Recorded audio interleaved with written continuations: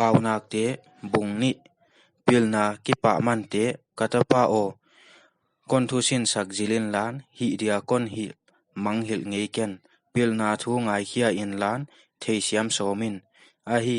theina din ngen un lan thei tel na ngen ngut ngut in dang ka si khiam go phum go khiam zon bang in ku kal tak in zong in hu chi bang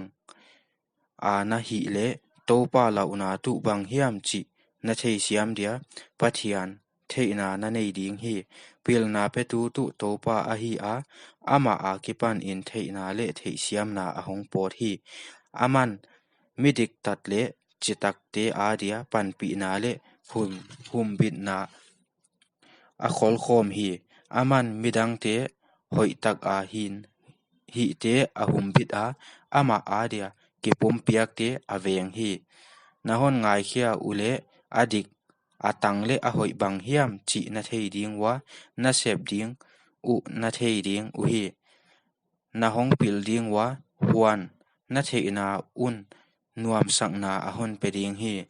na thei kang na ule na thei siam na un no hon veng bit dia thil dik lo hon hi sak ke ding hi a thu gen te wa buai na bol te a ke pan hon veng bit ding khel na mial nuai a teng dia midik tat hin na nu se te a ke pan thil hoi lo hi nuam sa te le i lo na khophok lo ki pa pi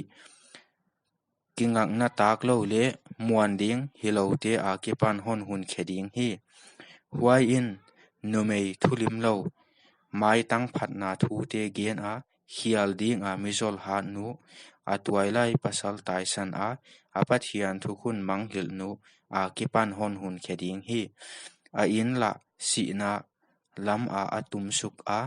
lam pi te si na lam azuan ngalwa ama zui kwama a ki non keiwa hi na hin na lam pi azuan non sam kei u hi wai jekin mi hoi te lampi a na pai a midik tat te lampi te na zui tin ten ding a hi midik tat ten gam lua ding wa a hial lo te asung a teng den ding a hingal wa hima le pathianin gam a ki pan in migilo te akai khet dia mi hial te lo pa bang in lei a ki pan abot kheding hi